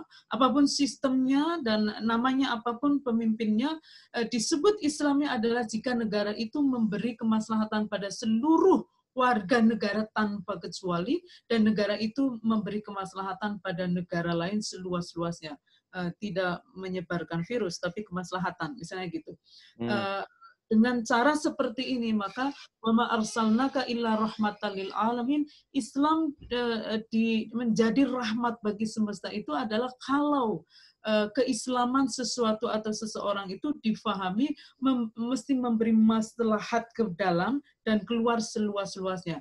Jadi Islam rahmatan lil alamin itu bukan hanya kalau seluruh manusia di dunia ini masuk Islam baru menjadi rahmat, atau karena dia rahmat maka seluruh manusia di dunia ini harus masuk Islam, sebab kalau itu standarnya maka hati-hati karena akan berimplikasi pada kesimpulan bahwa Rasul itu gagal misinya. Mengapa? Karena sudah selesai Rasul terakhir tapi masih ada yang belum Islam. Karenanya mandat Rasul itu adalah memberi contoh bagaimana bisa sebanyak mungkin orang mengambil jalan keadilan, kira-kira gitu ya, keadilan pun begitu terjal dan mereka sudah mencontohkannya. Bukan mandatnya adalah mengislamkan seluruh penduduk bumi. Karenanya Islam rahmatan lil alamin itu artinya adalah siapapun dan apapun yang menggunakan atribut Islam. Mau itu baju misalnya, baju Islami atau perumahan Islami atau lembaga pendidikan Islam itu mesti memberi maslahat ke dalam tanpa kecuali dan keluar seluas-luasnya sampai ke dunia global. Nah, dari cara pandang seperti ini maka ada pergeseran luar biasa dalam melihat standar kemuliaan manusia. Kalau dalam Al-Hujurat ayat 13 itu kan diindikasikan masyarakat, terutama sistem patriarki dimanapun termasuk masyarakat Arab, nomor satu adalah jenis kelaminnya. Ya ayyuhan nasu inna khalaqnakum min dzakari wa unsa, jenis kelaminnya, wa ja'alnakum syu'uban, berbangsa-bangsa. Jadi jenis kelaminnya apa? Kalau laki-laki dihormati, perempuan dinistakan. Bangsanya apa? Sukunya apa? Kalau dari yang terhormat dihormati, kalau dari yang kecil dinistakan. Nah, itu semua dihapus oleh Islam dan diberi cara pandang baru bahwa sebaik-baik manusia itu adalah yang paling bertakwa. Jadi siapapun, mau laki-laki mau perempuan, suku Arab maupun bukan, bangsa apa Arab maupun bukan, yang penting bertakwa. Sehingga nanti siapapun yang bertakwa itu lebih mulia dari yang tidak bertakwa. Implikasinya nanti, satu perempuan yang bertakwa itu lebih mulia dari berapapun laki-laki yang tidak bertakwa. Satu orang non-Arab bertakwa itu lebih mulia dari berapapun orang Arab yang tidak bertakwa. Bisa juga sebaliknya, tapi bukan karena Arabnya, tapi karena takwanya. Juga bisa satu laki-laki yang bertakwa lebih mulia dari berapapun perempuan yang tidak bertakwa, bukan karena laki-lakinya, tapi karena takwanya tadi. Dan takwa adalah hubungan baik dengan Allah yang melahirkan hubungan baik dengan makhluknya. Begitu juga standar suami istri yang ideal sudah diubah total itu. Kalau ada hadis ya, tungkahul mar'atul li arba'in. Perempuan itu dinikahi karena 4 hal. Limaliha, wali jamaliha, wali hasabiha, wali diniha. Jadi karena hartanya, parasnya, nasabnya, dan agamanya. Tapi yang 3 pertama itu dicoret dengan mengatakan fadfar bidatid din, maka carilah istri, begitu juga perempuan carilah suami karena agamanya, dan inti dari agama itu adalah takwa, dan takwa adalah hubungan baik dengan Allah yang melahirkan hubungan baik dengan makhluknya. Maka standar kualitas suami istri yang ideal dengan manusia yang ideal itu inline, jadi dia nyambung. Dan bagusnya adalah takwa itu sesuatu yang dinamis.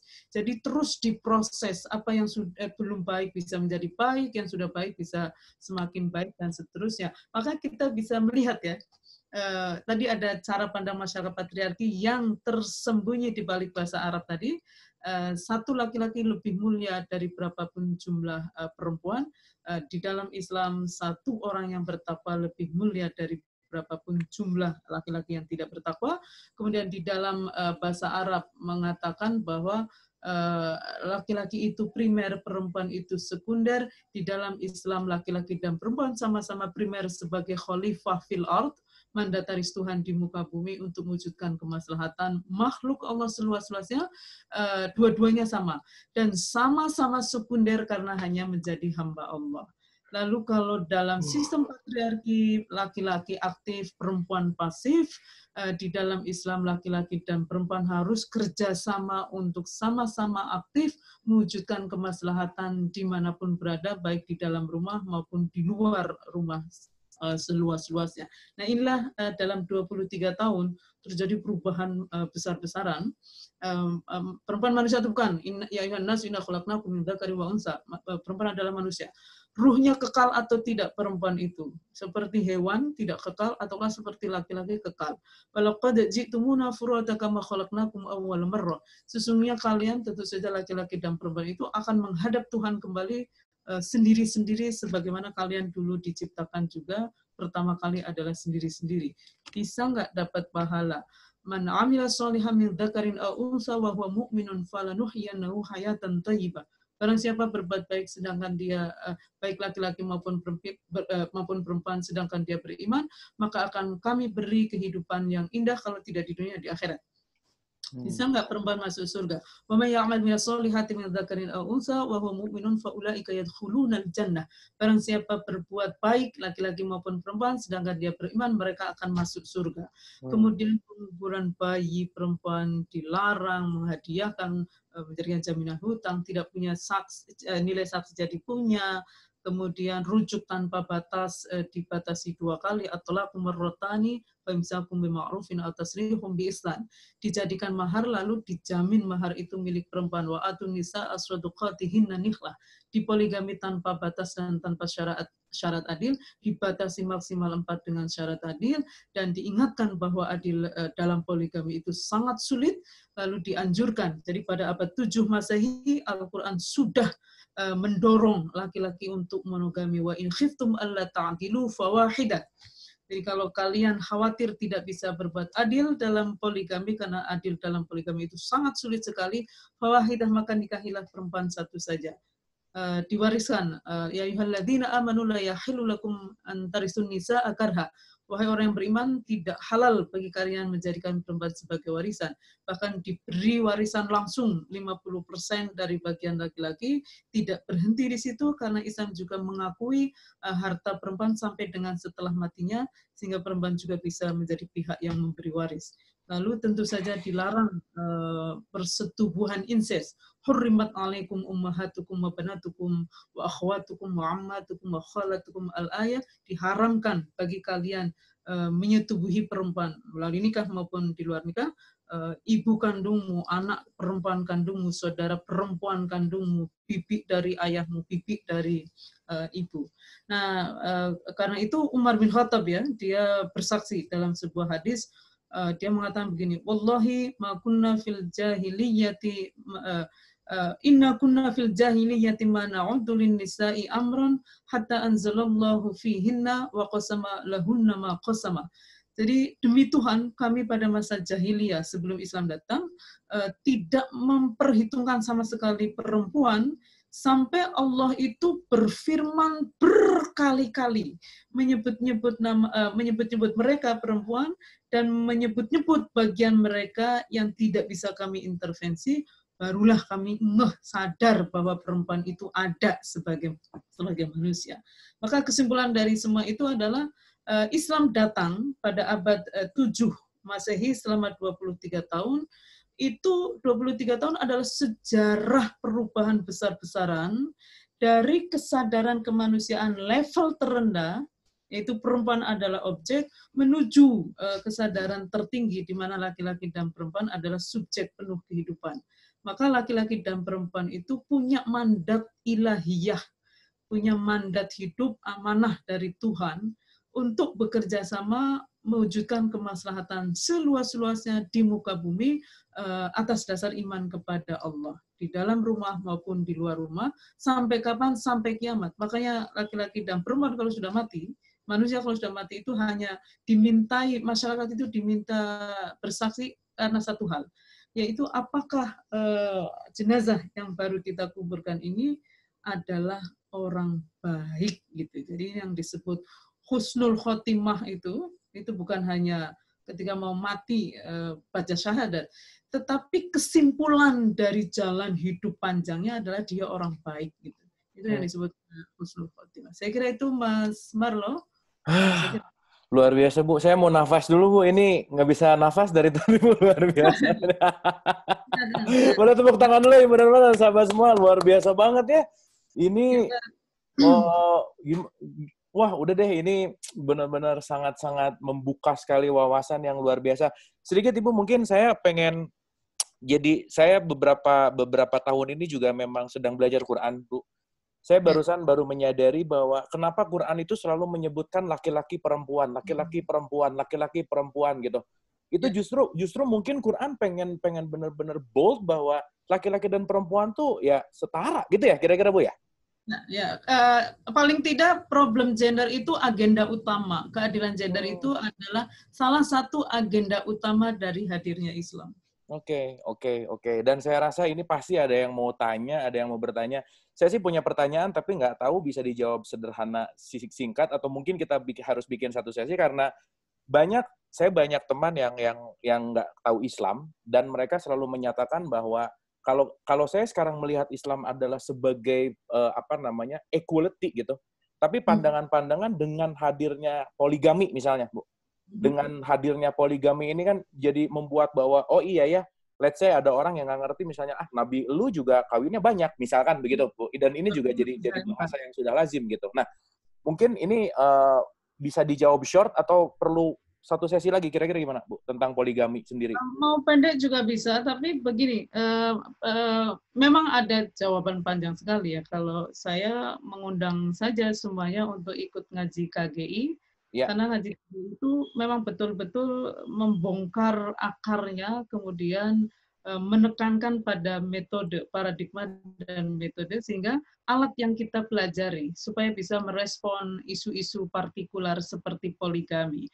Tapi secara singkat kira-kira begini, cara pandang yang agak berbeda ya dengan pandangan mainstream-nya adalah kita melihat Al-Quran sebagai sebuah rekaman perubahan revolusioner atas kemanusiaan perempuan dari titik berangkat yang kesadaran kemanusiaan perempuannya adalah terendah, yaitu perempuan bukan manusia, menuju kesadaran tertinggi bahwa perempuan itu adalah manusia, dan pengalaman perempuan baik secara biologis maupun sosial itu dipandang sebagai bagian dari kemanusiaan sehingga menjadi agenda bersama untuk diatasi. Saya contohkan berkaitan dengan puasa ini. Itu kan ada aturan khusus tentang perempuan yang menstruasi, gugur kewajibannya untuk puasa di bulan Ramadan tepat waktu. Yang hamil, melahirkan, nifas, menyusui, itu semua ada aturan rukhsahnya. Nah, bagaimana lalu kalau itu, apa konsekuensinya dilihat sebagai rekaman proses panjang itu, adalah kesadaran bahwa Al-Quran 30 juz itu ada ayat yang merefleksikan cara pandang masyarakat Arab atau masyarakat patriarki secara umum, di mana perempuan adalah benda gitu. Jadi Islam meminjam cara berpikir masyarakat Arab dengan yang mengasumsikan perempuan itu adalah benda. Misalnya gambaran surga terdiri dari bidadari, itu kan objek seksual. Dan cara pandang ini merefleksikan cara pandang masyarakat Arab. Ini salah satu strategi Islam mengajak masyarakat Arab untuk percaya kepada Allah sebagai satu-satunya Tuhan. Karena gambaran surga itu bergerak nanti.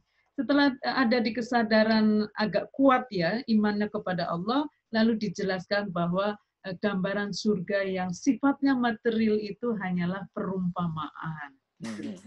Kalau sudah menyadari perumpamaan, kan kemudian naik lagi tuh, kalau kesadarannya sudah tinggi, sudah beriman kuat bahwa Tuhan satu-satunya, Allah adalah satu-satunya Tuhan, maka digambarkan berbeda lagi ini, surga adalah tempat di mana orang yang beriman itu akan berjumpa dengan Allah dan tidak ada kebanggaan. Nah, poligami misalnya ya. Maka kita akan melihat juga di samping teks yang merefleksikan titik berangkat, juga teks yang merefleksikan target antara ini, Mas ini. Jadi, target antara cirinya adalah perempuan itu sepersekian dari laki-laki, itu target antara, termasuk poligami. Oke. Lalu target tertinggi itu asumsinya laki-laki dan perempuan setara. Misalnya monogami itu. Wa in khiftum alla ta'dilu fawahidah, maka kita melihat ayat itu kemudian menyimpulkan bahwa perkawinan yang ideal menurut Islam adalah monogami yang adil. Jadi tidak hanya monogami, tapi penuh dengan KDRT ya bukan ideal juga. Oke. Gambarnya kira-kira begitu. Makanya ketika lihat ayat, coba deteksi ya, identifikasi dulu dia mengandung asumsi perempuan itu benda, perempuan itu sepersekian dari laki-laki, ataukah perempuan itu setara dengan laki-laki. Oke. Intinya gini, Bu. Ibu mohon untuk nanti hadir lagi di sini untuk bahas lagi lebih detail gitu ya, Bu ya. Jangan bosan datang ke sini gitu. Insya Allah. Oke, baik. Ini ada Bapak Ridho Haidar. Silakan, Bapak Ridho Haidar. Halo, Assalamualaikum, Kang. Salam. Ya, silakan. Salam. Ya, jadi gini, saya bisa mengambil kesimpulan tadi bahwa sebenarnya kesetaraan antara laki-laki dan perempuan itu dimulai sejak Rasulullah hadir kan gitu ya, di bumi Arab sana. Nah, kemudian saya melihat juga bahwa sebenarnya dunia ini kan berevolusi ya, Kang ya. Ya, betul. Nah, pertanyaan saya, apakah saya ini termasuk orang yang ingkar apabila mengevolusikan dari tafsir Al-Quran tadi? Oke. Evolusi gimana maksudnya, Pak? Jadi kayak gini, kalau tadi di slide itu yang dikisahkan oleh siapa tadi? Sayyidina Umar ya? Umar, ya. Betul. Itu kalau di item berapa tadi? 16 ya? Ya. Yang tadinya itu bahwa kaum wanita itu tidak mendapat hak waris gitu ya, malah dia diwariskan. Nah, setelah Rasulullah hadir, dia mendapat hak waris gitu. Oke. Nah, dengan berevolusinya bumi, berevolusinya dunia ya, tentunya kesetaraan juga harus berevolusi kan ya. Oke. Yang tadinya itu para ibu-ibu itu mendapatkan 1/4. Nah, nilai keadilan itu kan harusnya sama gitu ya? Dong, kan gitu ya. Oke. Bagaimana, Kang? Apakah saya termasuk kaum yang ingkar nih? Siap. Saya paham, Pak. Tenang.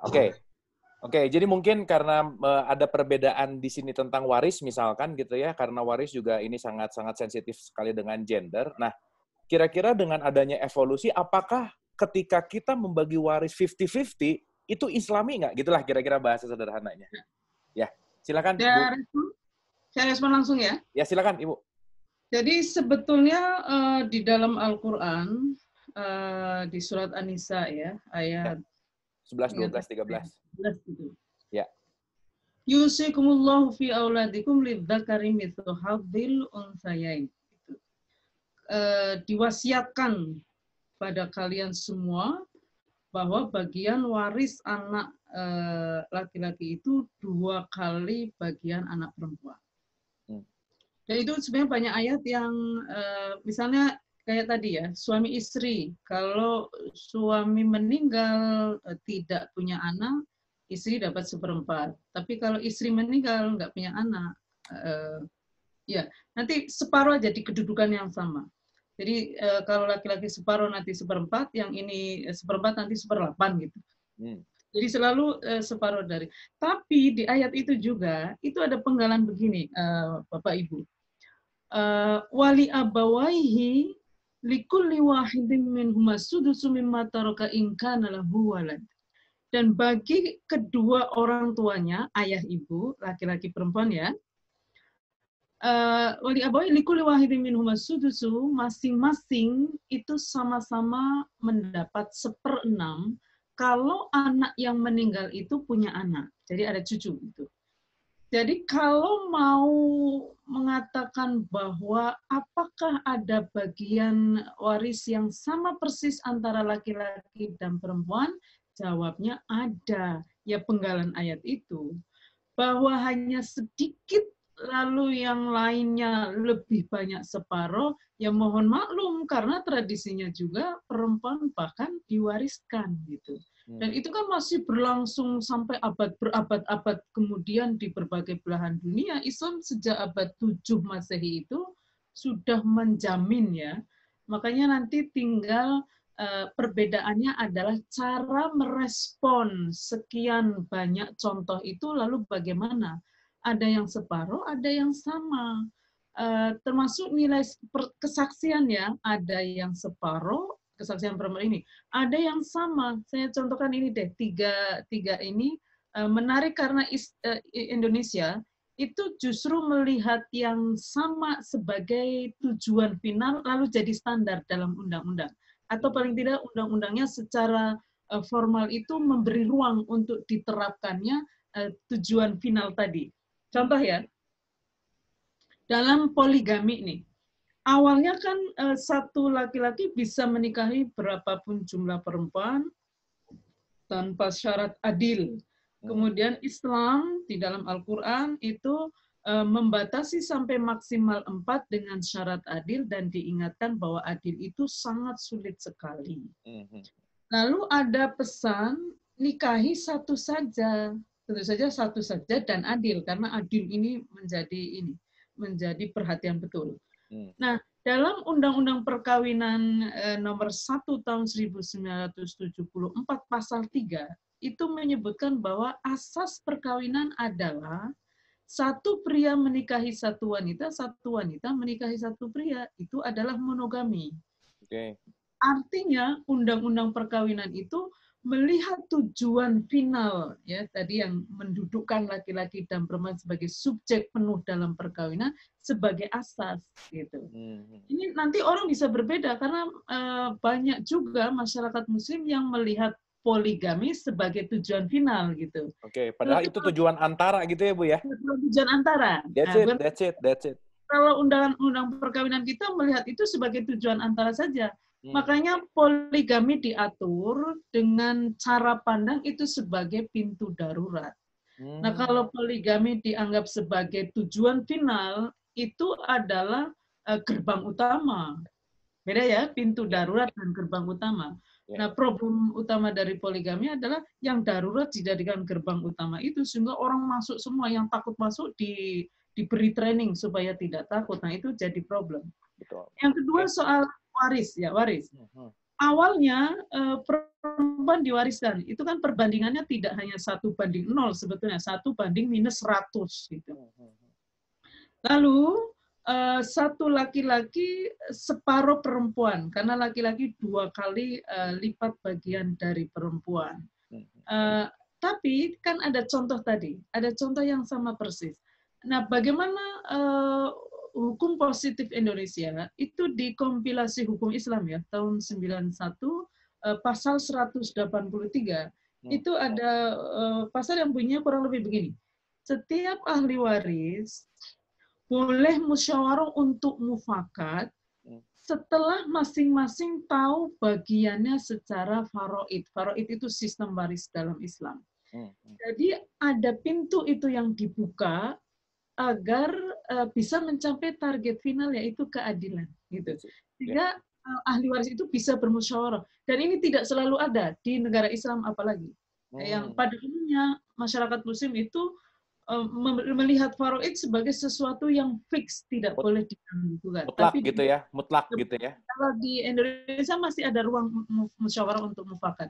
Satu contoh lagi yang menarik. Soal nilai saksi ya. Kalau di dalam hutang piutang, kan Al-Quran itu mengatakan begini, kalau mau utang cari 2 saksi laki-laki. Gimana kalau adanya cuma 1 laki-laki? Oke, 1 laki-laki dan 2 perempuan. Maka nilai kesaksian perempuan separuh dari laki-laki. Awalnya tentu saja perempuan tidak diterima sebagai saksi, jadi 1:0, lalu ada target antara separuh dari laki-laki. Lalu di ayat li'an ya, li'an itu suami menuduh istrinya berbuat zina. Harusnya ada 4 saksi. Tapi suami ini melihat langsung dan tidak punya saksi. Ini ya asbabun nuzul atau konteks turunnya ayat li'an adalah seperti ini. Maka sumpahnya laki-laki, 1 sumpah bernilai 1 saksi. Karena syaratnya 4 saksi, maka laki-laki bersumpah 4 tambah 1. Sumpahnya bunyinya begini. Wallahi istri saya berzina 4 kali. Kemudian yang 5 dia menyebutkan begini. Wallahi kalau saya bohong maka laknat Allah atas saya. Makanya disebut sumpah li'an. Nah, istri yang dituduh zina oleh suami melalui mekanisme sumpah, dia bisa membersihkan nama baiknya dari tuduhan suami dengan cara sumpah juga. Berapa kali? 5 kali. Jadi istri akan mengatakan ini, wallahi saya tidak berzina 4 kali ya. Kemudian wallahi jika suami saya benar maka murka Allah atas saya. Jadi 5 sumpah berbanding 5 sumpah artinya adalah 1 banding 1. Ya, sekarang. Bagaimana dengan undang-undang di Indonesia? Ada Undang-Undang Nomor 7 ya, tahun 89 lalu diamandemen dalam Undang-Undang Nomor 3 tahun 2002 pasal 13. Kira-kira bunyinya begini, ini Undang-Undang Peradilan Agama yang mengatur pengadilan agama itu, manajemen pengadilan agama. Nah, di situ ada syarat hakim, bukan syarat. Syarat hakim itu tidak menyebut poin laki-laki. Sejak disahkannya. Maka di Indonesia, perempuan itu bisa menjadi hakim. Tidak hanya menjadi saksi bahkan. Jadi bisa menjadi hakim di pengadilan agama, bahkan bisa menjadi ketua pengadilan agama. Sejak pengadilan agama itu berdiri, seingat saya tahun 1950-an ya. Jadi artinya apa artinya? Indonesia itu undang-undang ini mengambil atau memegang spirit laki-laki dan perempuan sebagai subjek penuh sistem kehidupan termasuk sistem peradilan.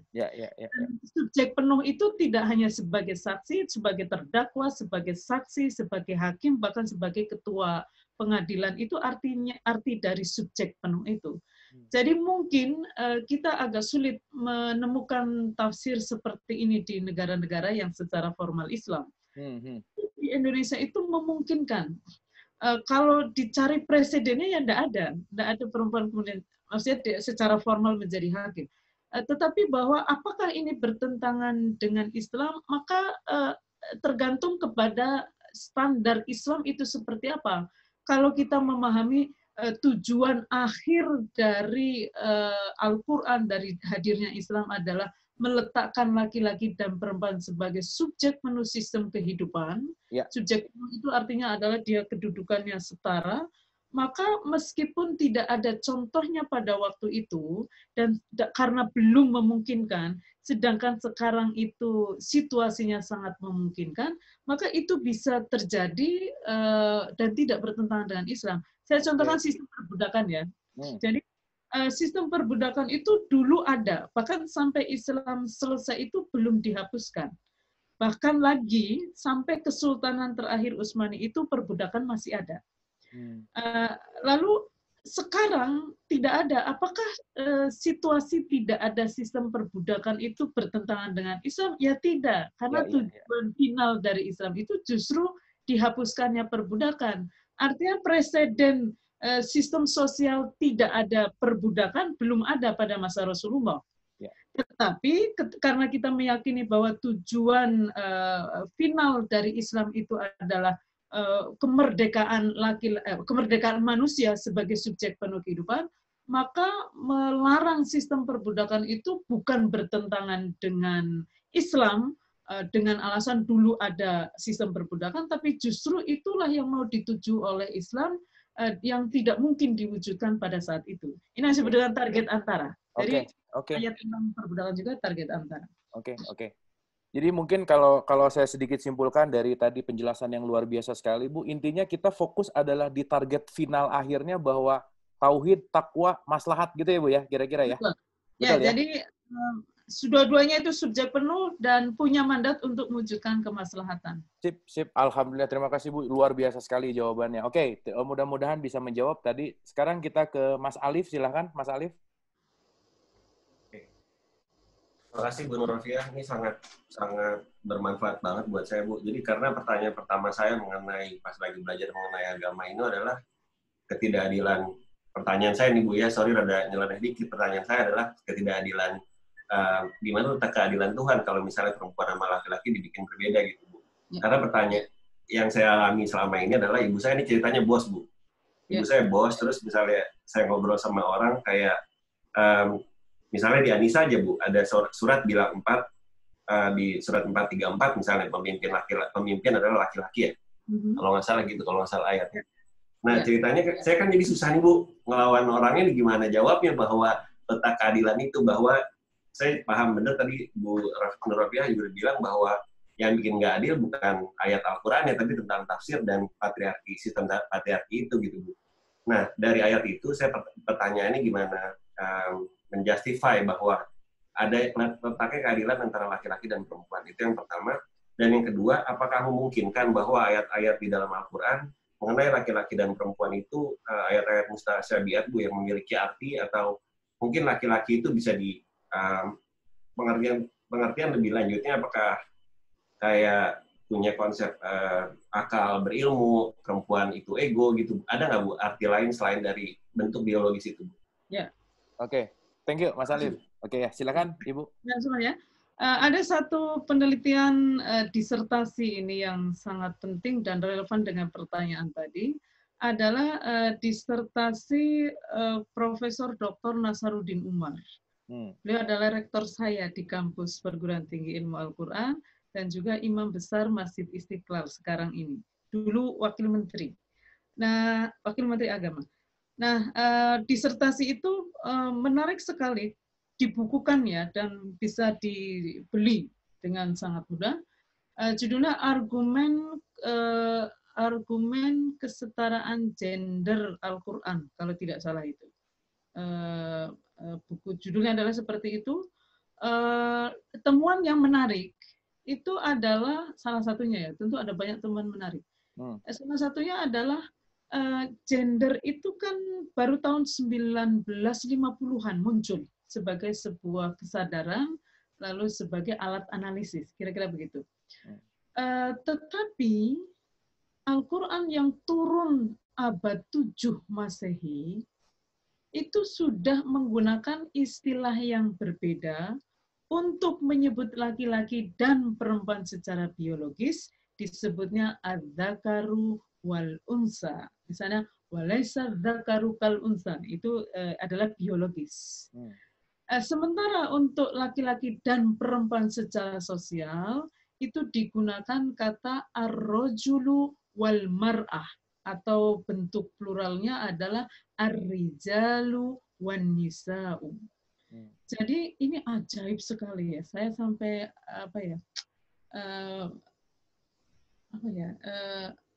takjub gitu bahwa sejak abad 7 kok sudah ya Al-Quran menggunakan istilah yang berbeda untuk biologis dan sosial gitu. Udah sedetail itu gitu ya Bu ya? Udah sedalam itu gitu ya?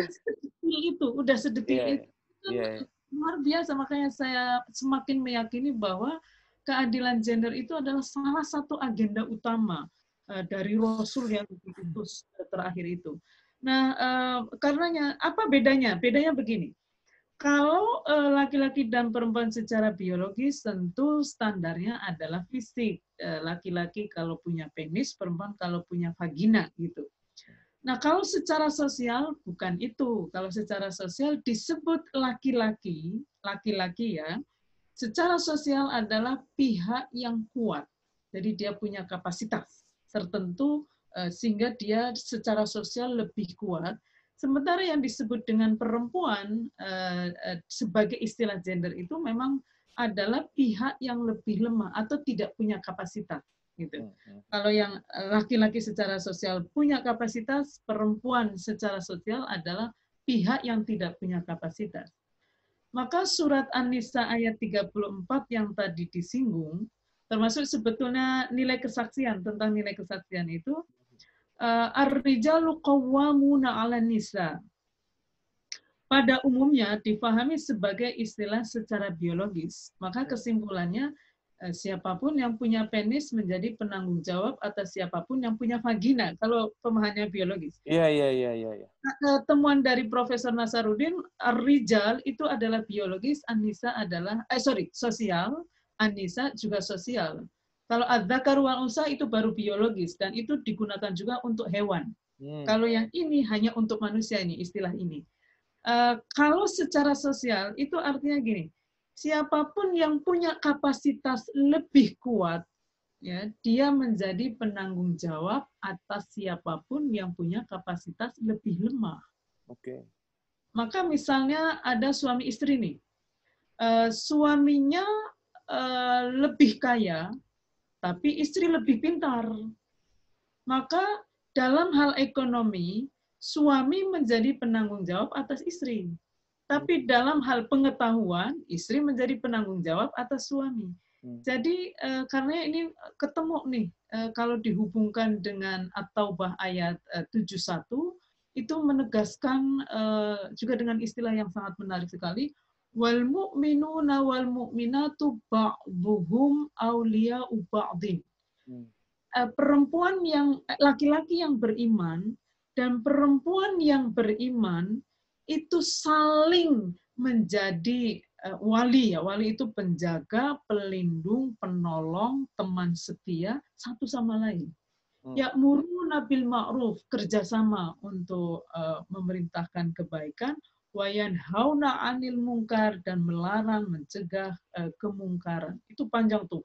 Wa yuqimuna sholata, bekerja sama untuk mendirikan sholat, wa yu'tuna zakata, dan bekerja sama untuk membayar zakat, wa yuti'unallaha wa rasulah, bekerja sama untuk taat pada Allah dan Rasulnya. Jadi laki-laki dan perempuan yang beriman itu akan, jadi karena ciri laki-laki dan perempuan yang beriman itu percaya kalau laki-laki dan perempuan itu bisa membangun hubungan kemitraan, partnership itu, bukan yang atasan dan bawahan. Karena itu ya, saya kemudian berenung nih membaca ayat ini, karena biasanya Al-Quran. Ibu tadi maaf, di surat berapa, ayat berapa ya, maaf? Itu ayat 9, ayat 71. 971 ya? 971. Oke. Jadi Al-Quran itu biasanya menggunakan kata beriman itu untuk sesuatu yang sulit dipercaya. Dan nyatanya memang sampai detik ini, mengajak orang percaya bahwa laki-laki dan perempuan itu bisa membangun partnership itu susah sekali. Maka orang yang beriman tapi tidak percaya kepada kedudukan yang setara antara laki-laki dan perempuan, itu imannya ada masalah. Oke. Jadi saya nggak berani mengatakan tidak beriman, tapi imannya ada masalah. Oke. Ibu, ini nggak bisa sekali pertemuan, Bu. Ini jadi mungkin sahabat-sahabat, teman-teman setuju nggak kalau Ibu Nur hadir lagi ke sini? Setuju ya? Oke, mudah-mudahan karena ini udah 2-2-2-2. Ini mungkin terakhir, Bu, quick answer aja. Ini menarik. Ini menarik pertanyaannya karena ini menarik. Gini, terakhir ya, Ibu dan Bapak, maaf sekali ini harus jadi pertanyaan terakhir meskipun banyak pertanyaan, tapi karena waktu juga, insya Allah Ibu Nurofia berkenan lagi hadir gitu ya. Nih, ini menarik sekali nih. Bagaimana dengan tafsir Al-Quran? Apakah penafsir Al-Quran hanya laki-laki, sehingga bahasa Arab yang sudah memiliki nilai patriarki semakin kental nilai patriarkinya? Jadi kan kalau ditafsirkan sama laki-laki kan mungkin budaya laki-lakinya lebih kental gitu. Jadi seakan-akan laki-laki yang dikedepankan gitu. Gimana, Ibu? Sangat mungkin. Karena tafsir itu, orang menafsirkan Al-Quran selalu punya praasumsi. Salah satu praasumsi, kalau kan ada prejudice itu ya, ada three master of prejudice itu. Satu, Karl Marx itu kan punya praasumsi tentang kelas sosial ya. Iya. Tindakan manusia itu dipengaruhi oleh kelas sosialnya. Maka kalau dalam konteks tafsir, ya tafsir itu dipengaruhi oleh kelas sosial mufasir. Akan berbeda mufasir yang tinggal di penjara dengan tinggal di istana. Itu kan. Iya. Yang kedua adalah dari let's see ya, siapa itu bukan kalau Sigmund Freud itu kan seksualitas justru gendernya, ya jenis kelamin orang, sikap orang itu ditentukan oleh jenis kelaminnya. Iya. Nah, tentu saja tafsir itu dipengaruhi sangat besar oleh jenis kelamin mufasir. Cuma begini, tidak semua laki-laki itu tidak adil pada perempuan, banyak juga yang adil. Bahkan kita juga sebetulnya, tapi kalau mayoritas laki-laki itu betul. Mayoritas laki-laki dan tidak sembarang laki-laki nih, laki-laki Arab kan ada. Yeah. Udah laki-laki Arab gitu ya, yang kental sekali juga dengan budaya gitu ya. Budaya patriarki kuat sekali, dan itu terintegrasi di dalam sistem pemikiran dan sistem bahasa, dan tidak hanya laki-laki Arab, tapi laki-laki Arab klasik. Gitu yang maka klasik itu kan berarti pengalamannya belum seperti sekarang. Ya. Nah, itu tentu saja berpengaruh. Tetapi kita juga menemukan banyak tafsir yang bersahabat ya pada perempuan. Bahkan At-Tabari itu kan hidup di abad 3 Hijriah ya.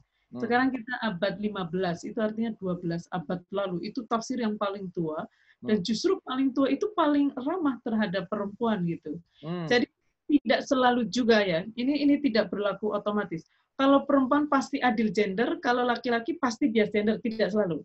Mengapa? Karena semua kita ya sampai hari ini kan anak kandung dari budaya patriarki, bukan anak.